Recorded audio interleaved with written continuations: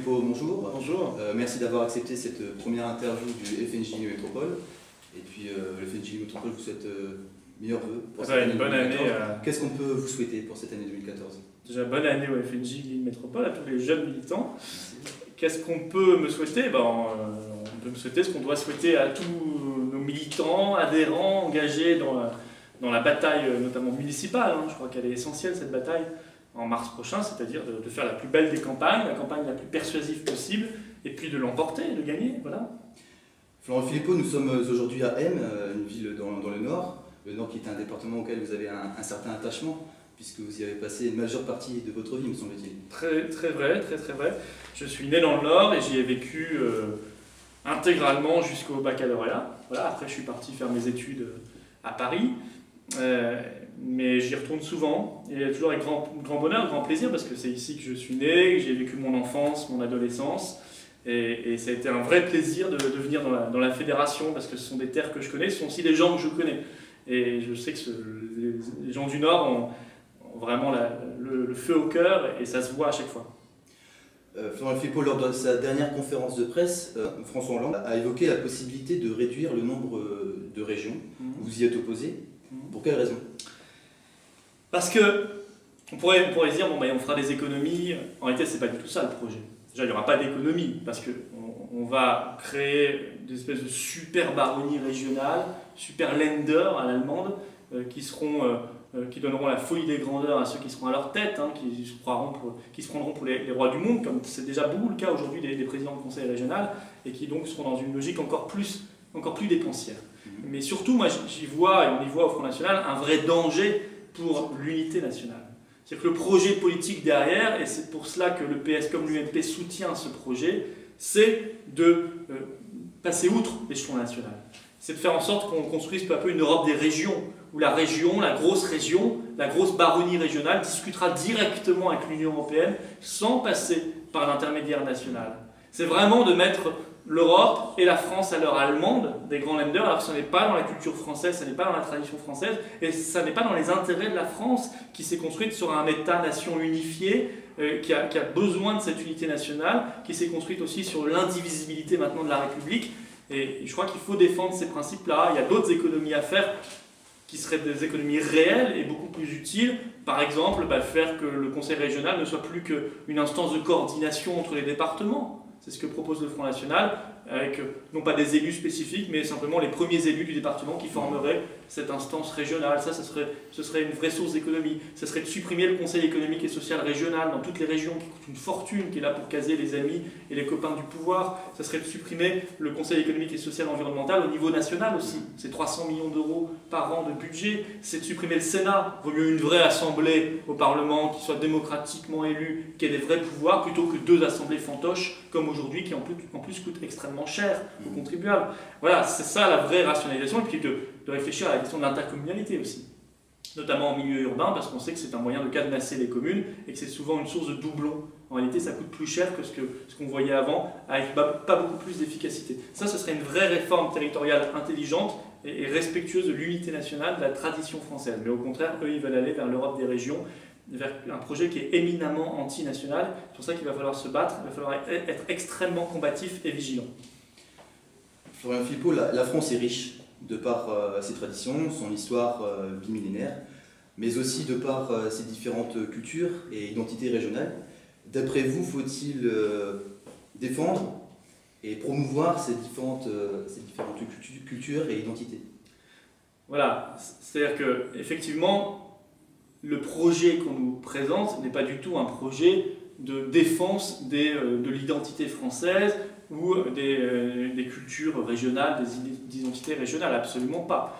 Ce qu'on nous propose, c'est vraiment de mettre la France à l'heure allemande. Ce que nous proposons, nous, c'est d'être beaucoup plus respectueux de ce qui fait justement l'identité française, et il n'est pas question d'aller contre les cultures régionales, pas du tout, mais simplement de considérer qu'aujourd'hui, d'abord, la priorité, c'est la défense de la nation, parce que la nation, c'est notre arme face à la mondialisation, c'est l'arme aussi pour le respect de la démocratie. Il n'y a pas de démocratie en dehors de l'échelon national, et par exemple aujourd'hui il faut se battre pour la langue française, parce que c'est la langue française qui est véritablement menacée, notamment par l'anglo-américain.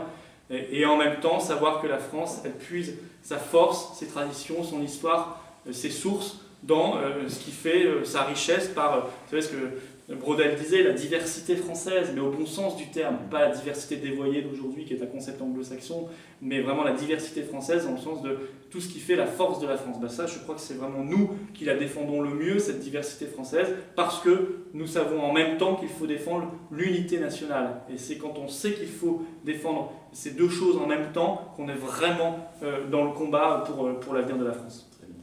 De quelle manière et pour quelles raisons vous êtes-vous engagé en politique ? Je crois que le virus de la politique, on l'a ou on ne l'a pas. Voilà.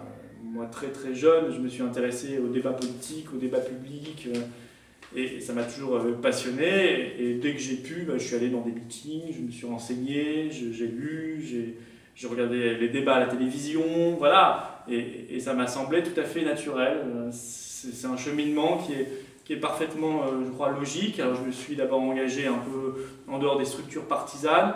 J'avais soutenu un temps Jean-Pierre Chevènement le temps de la campagne présidentielle de 2002, puis il m'a déçu. Et puis j'ai eu la chance de rencontrer Marine Le Pen, que je voulais rencontrer, et ensuite de m'engager au Front National, et puis les choses se sont faites telles qu'elles se sont faites. Et je dois dire que j'en suis absolument ravi, parce qu'on est, je crois, en train de bâtir collectivement quelque chose de très fort et de très grand. D'accord.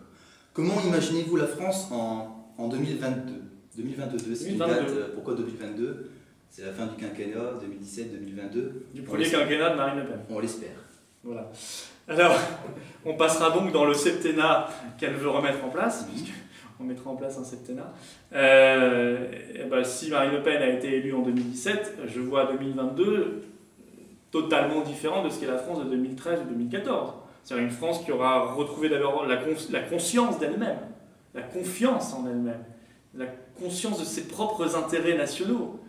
La France aura récupéré sa souveraineté nationale. On sera allé à Bruxelles, on sera allé à Berlin, on sera allé à Washington en disant écoutez, on est un grand pays, on est la 5e puissance économique mondiale, on peut s'en sortir, on doit récupérer notre monnaie, nos frontières, notre budget, notre armée, notre défense nationale, notre diplomatie, et c'est ce qu'on fera. Et en 2022, je crois que le peuple français sera sorti de l'espèce de dépression dans laquelle il est plongé, et je comprends qu'il soit plongé dans une dépression parce que c'est le signe qu'il est extrêmement politique. Si la France aujourd'hui est plus en dépression que les autres pays européens, c'est parce qu'elle est plus consciente, en réalité, plus lucide que les autres. Parce qu'elle est lucide, elle est consciente de ce qui ne va pas, alors elle souffre d'autant plus de ce qu'on ne fait pas ou de ce qu'on fait mal. Vous savez, c'est Marx qui disait « la France est la nation la plus politique du monde ». Je crois que sur ce point-là, il avait raison. Et c'est vrai que du fait que nous sommes plus politiques que les autres, on souffre plus de ce qui se passe, c'est-à-dire l'effacement de la politique au bénéfice de structures non élues. Voilà, on sera vraiment dans une optique et un état d'esprit totalement inverse en 2022. Les Français auront confiance en eux et on aura retrouvé des armes pour se battre. Tout le travail n'aura pas été fait parce qu'il faudra du temps pour redresser vraiment les choses, mais on sera vraiment en train de partir sur le nouveau rail. Prochaine question. Que pensez-vous des apéros-débats organisés par différents responsables du FNJ, notamment à Nantes, à Paris ou encore à Lille? Pas que du bien. Déjà, j'aime bien les débats, j'aime bien les apéros, donc ça tombe bien. Bon, j'en profite pour en faire un maximum. Pour faire la promotion du prochain apéro-débat organisé à Lille, qui se déroulera donc la semaine prochaine avec Julien Rochdy, le directeur national du FNJ. Et le thème qu'on abordera sera le mondialisme et le patriotisme. Ah, donc le vrai clivage. Absolument. Prochaine question, une question un peu plus personnelle. Quelle est votre plus grande fierté? Oula, c'est pas personnel, ça, on va tomber dans le narcissisme. J'aime pas beaucoup ça. Ma plus grande fierté, honnêtement, c'est peut-être de me battre pour des idées, pour des convictions, mais je suis pas le seul.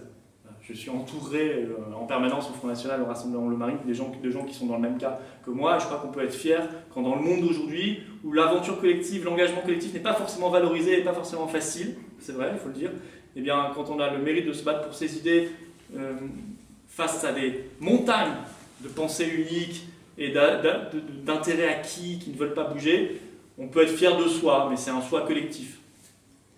Quel est votre film préféré?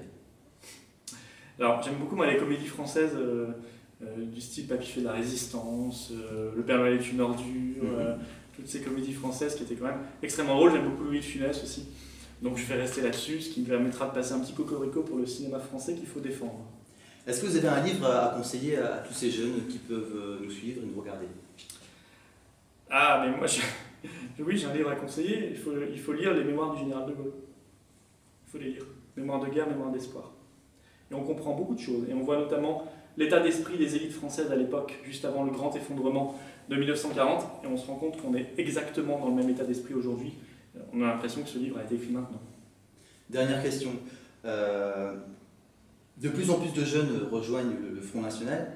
Qu'avez-vous à dire à celles et ceux qui hésitent encore à nous rejoindre et à s'investir dans d'autres mouvements?